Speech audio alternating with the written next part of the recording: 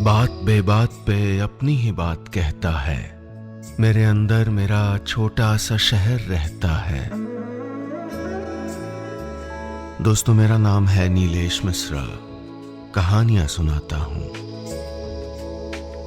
Big FM पर आप सुन रहे हैं यादों का idiot box with Nilesh Mishra season 5। कहानियां जिनमें आप मिलते हैं खुद से।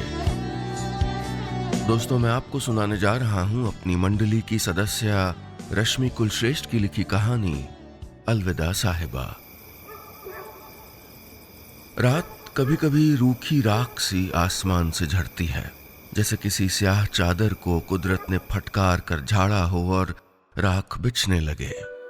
ऊंची इमारतों पर, घने जंगलों में, समंदर खाई में, शहर गांव गली मोहल्लों में उसी से झड़ी किरकिरी मेरी आंख में कई दिनों से चुभ रही थी। नहीं, आंख कहना ठीक नहीं है, मेरी नजर में चुभ रही थी। मैं उसे बार बार मसलता, निकालने के जतन करता, लेकिन कमबख्त वो भीतर चुभी जा रही थी। गहरी, बेहद गहरी, दिल में गड़ती किसी फांस जैसी। रात के 3:30 बज रहे थे। मैंने सुबह के 3:30 नहीं कहता। मेरे लिए जब तक अंधेरा है तब तक रात है। पुणे शहर की एक रोज जैसी रात के 3:30 बजे एक कोरा कागज लिए बैठा मैं टेबल पर पेन से ठक ठक कर रहा था, जैसे भीतर कुछ अटका हुआ हो। जबकि अटका तो दिल की धमनियों में था। कोई भाव, कोई एहसास, जिसे किसी हवा के बुलबुले ने रोका हुआ था। मुझे एक खत लिखना था, एक अलविदा खत मेरी पत्नी साहिबा को। मैंने मेज पर रखे ग्लास से एक घूंट पानी पीकर लैपटॉप स्क्रीन पर खुले लंदन यूनिवर्सिटी के लेटर पर निगाह डाली और लिखना शुरू कर दिया। डियर साहिबा। डियर शब्द पे ज्यादा ध्यान मत देना, यूं ही लिख दिया है। पहले सिर्फ साहिबा लिखा था, खाली खाली लगा तो डियर लिख दिया, मिस्टर या मिसेस के संबोधन की तरह। वैसे अब तुम पर प्यार नहीं आता। तुम सोचोगी कब से? तो उस वक्त से जब मैंने तुमको खुद से दूर और अमन के करीब होते देखा। कभी सोचा नहीं था कि तुमसे इस बात पे लड़ूंगा, लेकिन इंसान हूं मैं भी। कल खुद पे काबू नहीं रख पाया और तुम भी नाराज होकर ऐसे चली गई जैसे यही चाहती थी। न हमारी 4 साल की रिलेशनशिप के बारे में सोचा, न 2 साल पुरानी शादी के बारे में सोचा, और कल तो दूसरी वेडिंग एनिवर्सरी थी। ये तोहफा दिया तुमने मुझको, छोड़ के चली गई। मैं ये बताने के लिए खत लिख रहा हूं कि मैं जा रहा हूं तुमसे और तुम्हारी जिंदगी से दूर। करीब रह के दूर रहें, उससे बेहतर है कि दूर हो जाएं। और क्या। अलविदा अर्जुन। खत मोड़कर मैंने मेज के किनारे रखी साहिबा की फोटो से दबा दिया। उसकी फोटो, गहरी नीली आंखें, स्याह झरने जैसे बहते सीधे बाल, गुलाबी दरवाजों से झांकता वो चढ़ा हुआ दांत। इसी कटीली मुस्कान में अटक के रह गया था मेरा दिल। कमबख्त। उसकी तस्वीर को देखते हुए जो सांस कब से आधी बाहर थी, मैंने भीतर खींची तो बेचैनी बढ़ गई। ये बेचैनी, ये सुकून, कुछ दिनों का है ये सब खेल। एक दफा उससे दूर हो जाऊंगा तो सब कुछ आसान हो जाएगा शायद। न नजदीकी रहेगी, न प्यार, न बेवफाई और न साहिबा। मन की पीठ पर हम अक्सर वो नाम लिखते हैं जो हमें सबसे प्यारे होते हैं। मैंने साहिबा का नाम लिखा था।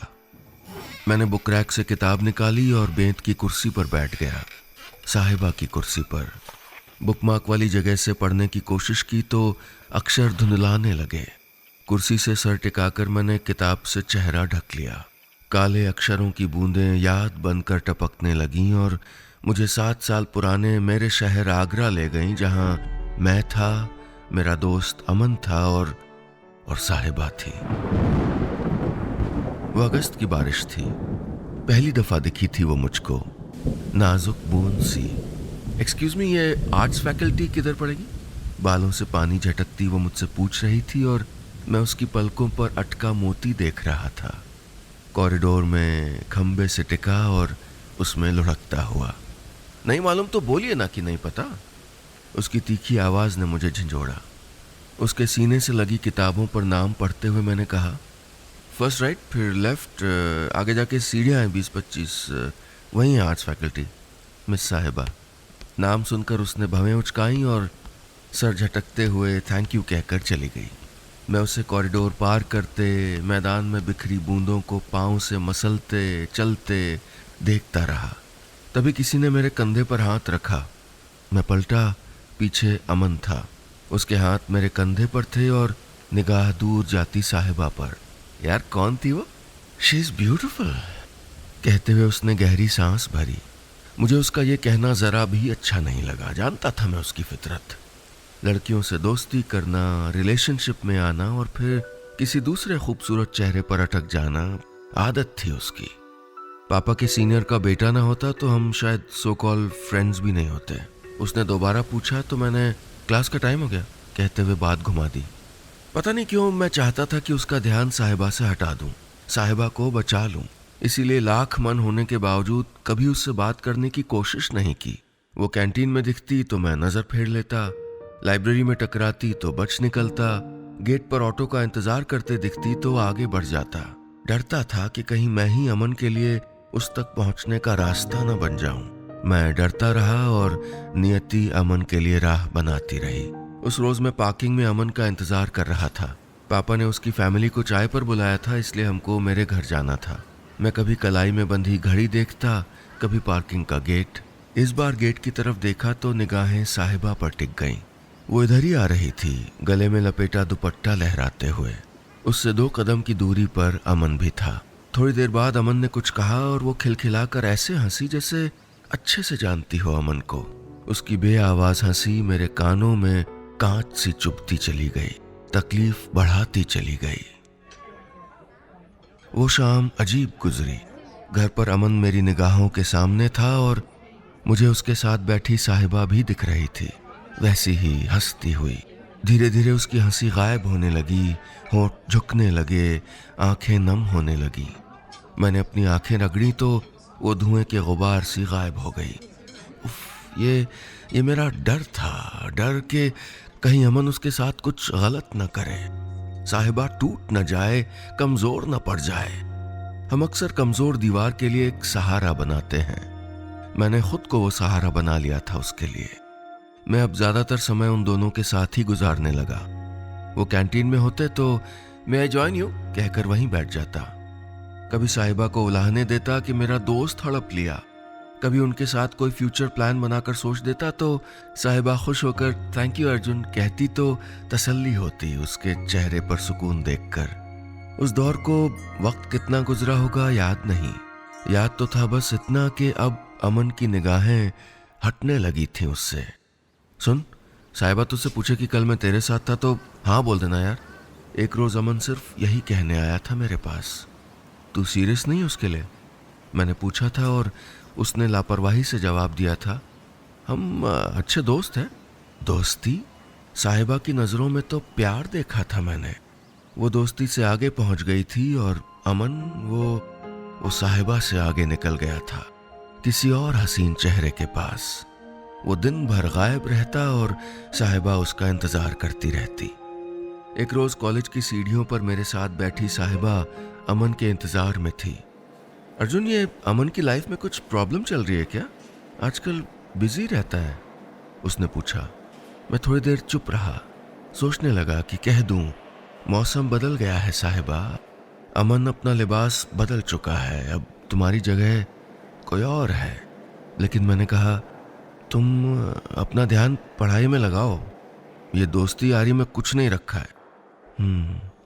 कहते हुए वो सीढ़ी के फर्श पर गोल गोल अंगूठा रगड़ने लगी। जो फंदे उसके दिमाग में उलझ रहे थे उन्हें उकेरने लगी। कुछ सोचते हुए बोली, पहले भी समझा सकते थे ना ये बात? पहले कहता तो तुम मान लेती? पूछते हुए मैंने उसको देखा। भवों के बीच की 2 लकीरें गहराने लगीं, आंखों के किनारे नम हो गए। कौन जाने इस तकलीफ से बच भी जाती? कहते हुए आवाज कांप गई, हवा में फड़फड़ाती किसी चिट की तरह, बहुत देर तक। तभी कमरे में कोई हलचल हुई या जाने ये अतीत के दर्द की सिहरन थी।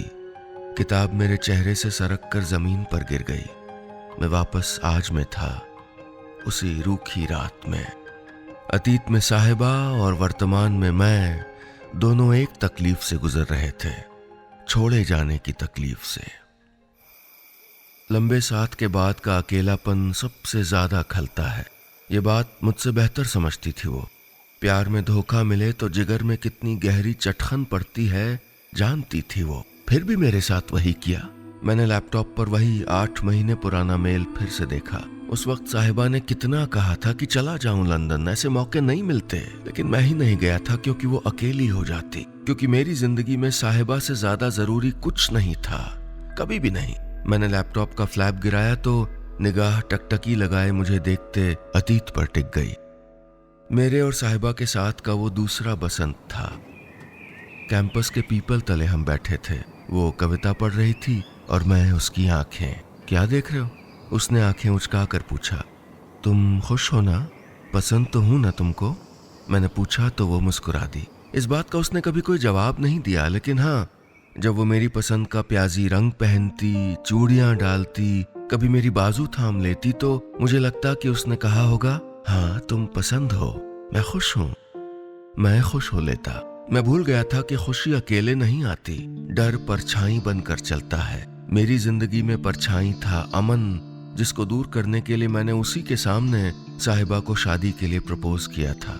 उस रोज कैंटीन में साहिबा की उंगली में मुड़े हुए कागज का छल्ला पहनाकर कहा था, हाँ कहो तो माँ को अंगूठी का नाप दे दूं। जवाब में उसने उस पर अपने होंठ रख दिए थे। मुझे लगा कि छल्ले ने या साहिबा के इस बोसे ने अमन को मुझसे, साहिबा से, हमारी जिंदगी से दूर कर दिया होगा, लेकिन नहीं, कुछ नाम हमेशा के लिए जिंदगी से चिपक जाते हैं। शादी के बाद भी जिक्र बनकर अमन हमारे इर्द गिर्द ही रहा। कभी फोन पर माँ कहती, अमन कंपनी की तरफ से न्यूयॉर्क गया है। कभी बताती, मुंबई में जॉब लग गई है उसकी। तो कभी उसकी ना होने वाली शादी का जिक्र कर बैठती। हम जैसा सोचते हैं, नियति वैसा ही मंजर गढ़ने लग जाती है। मैंने अमन को भी इतना सोचा था, हाँ शायद सोचा होगा। तभी अमन की जॉब पुणे में लग चुकी थी। वो 4 महीने पुरानी इतवार की शाम थी। हम टीवी देख रहे थे। तभी अमन की कॉल आई। सुन, तेरा फ्लैट नंबर क्या है? तेरी सोसाइटी के गेट पे हूँ। फोन उठाते ही उसने कहा तो मेरा दिमाग खराब हो गया। न कोई बातचीत, न इत्तला। ऐसे कोई आता है क्या? फ्रेंड था तुम्हारा, ट्रीट हिम लाइक दैट। साहिबा ने समझाया था और मैंने भी खुद को मना लिया था कि चलो ठीक है, आएगा, चाय पिएगा, चला जाएगा। कुछ मिनट में दरवाजे की घंटी बजी। साहिबा ने गेट खोला। सामने फूलों का गुलदस्ता लिए अमन खड़ा था। लुकिंग वेरी ब्यूटीफुल साहिबा, साड़ी सूट कर रही है तुम पर, बुके बढ़ाते हुए उसने कहा। ये सुनकर साहिबा के चेहरे पर क्या तासुरात आए मालूम नहीं, लेकिन हाँ, अमन की नजरों में कुछ दिखा था मुझे, कुछ चाह। कुछ लोग जाने के बाद भी रह जाते हैं। उस रोज अमन गया और रह भी गया। उसके लाए फूलों में, मुड़े हुए टिश्यू पेपर में, मैगजीन के उस खुले पन्ने में जिसकी मॉडल को उसने साहिबा सा बताया था।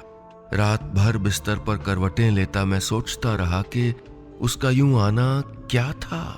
मुझे डरना चाहिए या फिर भरोसा रखूं कि साहिबा मेरी पत्नी है अब। क्या हुआ? नींद नहीं आ रही? साहिबा ने मेरे कंधे पर हाथ रखा तो ध्यान बटा। हाँ, सोच रहा हूं कि तुम्हें नींद नहीं आ रही क्या? सो जाओ, कहते हुए मैं उसका सर थपकाने लगा। वो सो गई और मैं पलंग और उम्मीद का कोना थामे मनाता रहा कि अमन वापस आए ही ना। लेकिन कोई 3 दिन बाद यह अनचाहा इंसान एक बार फिर मेरे ड्राइंग रूम में था, कुशन सीने से लगाए सोफे पर फैल कर बैठा हुआ। यार अर्जुन, तुम लोग बाजार चलोगे क्या? उसने पूछा। मोबाइल में उलझी नजरें और छुप छुप कर झांकती उसकी मुस्कान को मैं 2 मिनट देखता रहा। कहा, मुझे तो काम है यार। तो साहिबा को ले जाऊं? उसने पूछा तो मैंने कहा, साहिबा की मर्जी। वो 3 घंटे सबसे भारी गुजरे। मैं सोचता रहा कि साहिबा कंफर्टेबल तो होगी। मैंने खामोशी में हामी भरकर गलत तो नहीं किया। कहीं उनमें कोई पुरानी बात चल निकली तो? मैं जितना परेशान रहा, साहिबा उतनी ही पुरसुकून दिखी। कभी वो उसकी कामयाबी के गुण गाती तो कभी उसकी प्लान्ड लाइफ देखकर सोचती कि हमने जल्दी तो नहीं कर दी। अगर सपाट लहजे में कहूं तो बदलने लगी थी साहिबा। हाँ, किसी ज्वेलरी बिल को छुपाना, मोबाइल का पासवर्ड चेंज करना और हर वीकेंड अमन को बुला लेना, ये सब क्या था? मैं जितना खुद को समझाता उतना उलझता जा रहा था और भीतर की उलझन तलखी में बदलती जा रही थी। हैरान था मैं, लेकिन सच था कि मैं साहिबा से बात बात पर झगड़ने लगा था। बीते दिन मेरे दिमाग के कोने में कबाड़ की तरह इकट्ठा होने लगे और कल शायद जगह पूरी भर गई थी। कल एनिवर्सरी थी हमारी। हम दोनों डिनर के लिए बाहर जा रहे थे। पहली दफा साहिबा ने मेरी पसंद का प्याजी रंग नहीं, हरा रंग पहना था, अमन का फेवरेट। चलें क्या? मैंने वॉलेट जेब में रखते हुए कहा। 10 मिनट रुको, अमन आ रहा है, वो मोबाइल में अपना काजल देखते हुए बोली। अमन क्यों? मेरी आवाज़ थोड़ी पैनी लगी मुझको। हमदर्दी जताते हुए वो बोली, यार अकेला ही है, सो मैंने इनवाइट कर दिया। ही इज लाइक फैमिली ना। नो, तुम पास्ट भूल गई होगी, मैं नहीं। मैं लगभग चिल्लाया। और तुम क्यों उसका फेवर ले रही हो? कहीं पुराना कुछ फिर से अमन है तो बता दो भाई, मैं अलग हो जाऊंगा। आंसू पोंछती भीतर कमरे में भागती साहिबा को कहा था मैंने। पहले कमरे से सिसकियां बाहर आती रहीं, फिर सन्नाटे ने दरवाजे बंद कर दिए। मैं बाहर सोफे पर आंखें मूंदे लेटा रहा। थोड़ी देर बाद बाहर का दरवाजा खोलने की आवाज आई। आंखें खोली तो बैग उठाकर जाती हुई साहिबा दिखाई दी। एक दफा भी नहीं कहा कि मैं जा रही हूं, बस निकल गई इस घर से, मेरी जिंदगी से। अतीत का सफर सीने में सुलगता सवाल छोड़ गया था। क्या साहिबा वाकई मुझे छोड़कर जाना चाहती थी? ये छोड़े जाना कितना निष्ठुर भाव है ना। सुबह की किरणें गुलदस्ते पर पड़ रही थीं। वो जो कल सुबह उसने दिया था, फूल मुझे उसकी आंखों से लगे। बीसियों आंखें जो रात से मुझको निहार रही थीं, मुरझा रही थीं। मैंने एक मुरझाए फूल को छू भर लिया। तभी इनबॉक्स में एक मैसेज ड्रॉप हुआ। डॉक्यूमेंट्स की इंफॉर्मेशन के साथ लंदन की अगले हफ्ते के फ्लाइट की डिटेल्स थीं। उसे पढ़कर बेचैनी होने लगी तो मैं घर में बेमकसद टहलने लगा। कितना वीरान लग रहा था घर। किसी ने कितनी जगह घेरी है ये उसके जाने के बाद पता चलता है। वो गई तो ये 2 कमरों का घर किसी सुनसान हवेली सा लग रहा था और मैं उसमें विचरता कोई जीव। अगला कदम बढ़ाया ही था कि पांव मुड़ गया। साइड टेबल से टकराता हुआ मैं जमीन पर गिर गया। दर्द से आंखें और होंठ साहिबा का नाम लेते हुए भिंच गए। मैं वहीं बैठा रहा जैसे इंतजार हो उसके आने का। अगले पल निगाहों में कुछ लहराने लगा। वो गेस्ट रूम का हिलता पर्दा, वहीं से मध्यम कदमों से बाहर निकलती वो, खुले लंबे बालों को हाथ पर लपेटती, जूड़ा बनाती। जाने ये सच था या... अर्जुन, अरे क्या हुआ? उसकी हैरान निगाहें मुझ पर ठिठकी। मैं जड़ हुआ उसे देखता रहा। जब उसकी उंगलियां मेरे पांव पर फिरी तब जाकर यकीन हुआ कि ये सच था। क्या हुआ? कैसे गिर गए? कहाँ लगी है? वो सवाल पूछती जा रही थी और मैं उसको देख रहा था। उसकी सूजी आंखों को, उसके गालों पर रेंगी सूखी काजल की लकीर को। तुम वापस कैसे? मैंने जवाब के बजाय सवाल पूछा। वापस? मैं कहीं गई थी क्या? उसने मेरी आंखों में झांका, पपड़ाए होठों से मुस्कुरा दी और मेरी एड़ी पर मालिश करने लगी। तो वो गई ही नहीं थी। कल तो था मौका, जा सकती थी अमन के पास, फिर क्यों नहीं गई? मैं अब भी बाकी था उसके मन में। उसने झुके चेहरे से नजरें उठाकर मुझे देखा। बोली, जरूरी नहीं जो दिखे वो सच हो अर्जुन। आंखें और नजरें अलग भी देख सकती हैं। वाकई सब खेल तो नजर का है। तब मेरी नजरों ने देखा था कि वो दोनों पास आ रहे थे और आज मेरी नजरें देख रही हैं कि मेरे सामने यूं बैठी है वो, मेरी एड़ी को गुनगुनी हथेलियों से सेंक रही है। मेरी तकलीफ का असर उसके चेहरे पर परछाई बनकर बैठा है। अब ठीक लग रहा है? उसने पूछा। मैंने हाँ में गर्दन हिलाते हुए कहा, एकदम ठीक। चलो हल्दी वाला दूध बना देती हूँ। कहते हुए वो उठने लगी तो मैंने उसकी कलाई थाम ली। हैरान नजरों से मुझको देखती हुई उसकी आंखों में पानी और गुलाबी डोरे तैरने लगे। मैं सरक कर उसके पास आया और बाहों की गिरह बांध दी। हम दोनों जितने दूर हुए थे उतने ही करीब हो गए थे।